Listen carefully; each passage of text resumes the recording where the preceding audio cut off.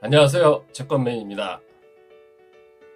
오늘의 영상은 소액 채권을 유체동산 압류를 적극 활용하는 방법을 통하여 회수하는 방법에 대해서 좀 영상을 촬영하도록 하겠습니다.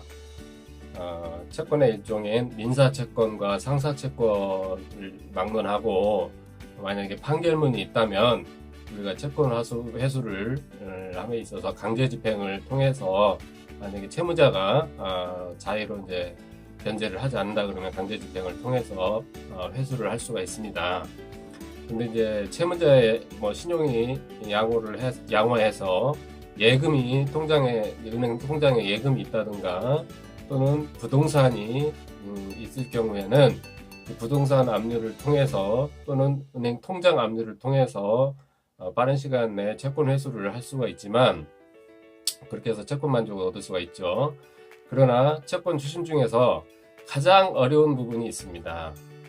그 부분이 뭐냐면은 채무자가 신용불량자이거나 첫째, 신용불량자일 경우에 두 번째는 채권이 소액채권일 경우에요.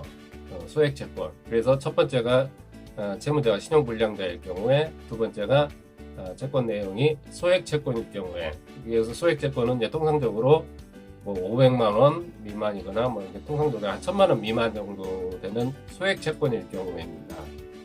그럴 경우에는 추심하기가 그리고 채권자가 돈 받기가, 저희들도 마찬가지예요. 돈 받기가 상대적으로 상당히 힘든 경우가 많습니다. 그 이유를 지금부터 좀 설명을 좀 해드리겠습니다. 첫 번째, 신용불량자일 경우에 이제 말할 필요도 없는 거죠. 채무가 너무나 많기 때문에 지금 말하는 채권자뿐만이 아니고 은행에서 대출도 자빠져 있을 것이고요. 그리고 또 채권자도 너무 많기 때문에 다중채무를 지고 있기 때문에 신용불량이 돼서 더 이상 어떻게 이제 구제할 방법이 없는 거죠. 그래서 개인회생이라든가 이런 거를 신청을 했는데도 방법이 없어서 다시 또 신용불량이 되는 경우도 많기 때문에 그런 사람들은 더 이상 구제할 방법이 없어서 그런 사람으로부터 채권을 추심을 한다는 것 자체가 사실 힘들어요.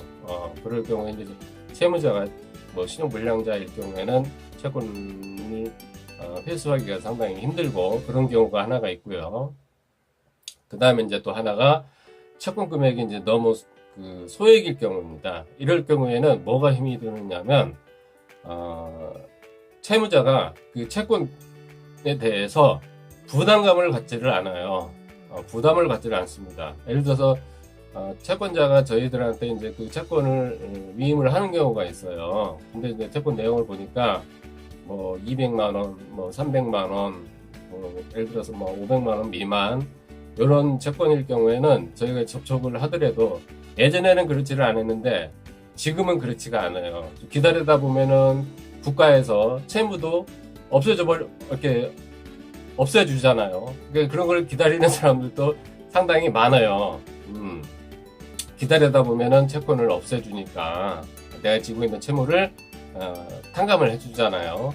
그러다 보니까 오히려 큰 소리를 치는 경우가 많습니다. 그리고 또 조금 있으면은 신용불량자 되니까 당신들 마음대로 하세요. 이렇게 오히려 큰 소리 치는 경우도 많습니다. 그런데 저희가 이제 채권을 위임을 받아서 조사를 해보면은 그 중에는 신용 상태가 양호한 사람들이 있어요. 양호한 사람들이 있는데 단지 재산이 이제 부동산이라든가 또는 이제 은행 거래를 하는데 큰 예금이 없다든가 이런 경우가 이제 해당이 되는 거죠. 집이 있다든가 이런 건 아니지만은 새 집에 살고 있어도 전세나 월세다 이렇게 이제 집을 그래도 이제 정상적으로 직장 생활을 하면서 사는 사람들이 그 중에는 채무자 중에 있습니다. 그래서 이런 경우에 이제 통상적으로 그 민사채권이 좀 많아요. 상거래도 왕왕 있지만 상거래는 거래 대금이 좀 적은 경우에 해당이 되겠죠. 이런 경우에 어떻게 이제 추심을 하느냐면은 그 위임을 받게 되면은 저희들 같은 경우 이제 말씀을 드리는 겁니다. 채무자의 그 실거주지를 그 현장 답사를 통해서 먼저 그 파악을 좀 해봅니다. 방문을 좀 해보는 거예요. 방문을 해보고 판결문이 있는 경우에는 또는 판결문이 없는 경우에는 그 원인 서류를 좀 갖추어서 지급명령을 이제 하려고 그러면은 원인 서류에 인적 사항이 좀 있어야 돼요. 그래야 송달이 돼서 지급명령이 이제 빠른 시간 내에 나오는데, 만약에 인적 사항이 없다 그러면 이제 소송을 해야 되겠죠. 소송을 통해서 판결문을 획득을 해서 그 채무자의 집안의 살림살이에 딱지를 붙인다고 하죠. 그래서 전문 용어로는 유체동산 압류를 하는 방법을 적극 활용해 볼 수가 있습니다. 이런 경우에 채무자는 집에 딱지가 날라와서 붙게 되면은, 딱지 붙이게 되면은 집행관이 이제 법원에서 뭐 2명이 나오고 그다음에 뭐 증인도 나가고, 그래서 한 4-5명이 우르르 집으로 이제 몰려오게 됩니다. 거기서부터 심리적인 압박감이 상당히 많이 오게 돼요. 그리고 이제 빨간 딱지가 딱딱 집안 살림에 붙게 되는 거죠. 그렇게 되면은 심리적인 압박감이 상당히 크게 다가오게 됩니다. 옛날에는 이 집에 빨간 딱지 붙이게 되면 난리 나는 줄 알았어요. 지금 이제 상대적으로 좀 줄어들었지만은, 그래도 아직까지는 소액 채권일 경우에 몇백만 원 정도 되는 소액 채권일 경우에는 아직까지도 유체동산 압류를 적극 활용해 보는 것도 채권 추심의 한 가지 방법으로서 적극 활용해 볼 수 있는 여건이 됩니다. 뭐 비용은 뭐 경우에 따라서 조금 틀리겠지만은 한 5-60만 원 정도 경비를 좀 들여서 유체동산 압류를 먼저 하면은, 제일 먼저 비용이 먼저 경매까지 만약에 간다 그러면은 보통 딱지 붙이면은 그냥 해결이 되는 경우가 많고, 끝까지 버팅길 경우에는 이제 경매까지 이제 가는 경우가 있는데, 이제 그런 경우에는 좀 악질인 경우죠. 그래서 딱지만 붙여도 변제를 하는 채무자가 많아요. 그래서 만약에 진짜 어려워서 하는 사람들 같은 경우는 분납으로라도 한 달에 얼마씩이라도 끊어 나가는 경우도 있고, 경우에 따라서는 채무를 너무 등한시해서 그 채무가 별거 아니다 라고 생각을 하고 있어서 변제를 안 하는 사람이었다 그러면은 일시불로 변제를 하는 경우가 왕왕 있습니다.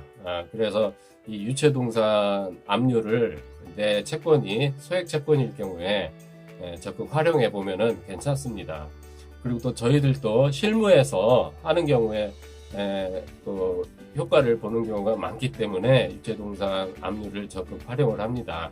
좀 귀찮기는 하죠. 이렇게 뭐 판결도 받아야 되고, 판결문이 없을 경우에 판결도 받아야 되고, 또 밖에도 출장도 가야 되고, 실사도 해야 되고, 집에 가서 또 방문해서 살림살이가 어느 정도 되는지, 진짜로 만약에 살림이 없는 원룸이라든가 뭐 이런 경우에는 뭐 큰 의미가 없겠죠. 근데 이제 집에 정상적으로 사는 집안일 경우에 뭐 가정도 있고 뭐 이런 경우에는 또 효과가 있거든요.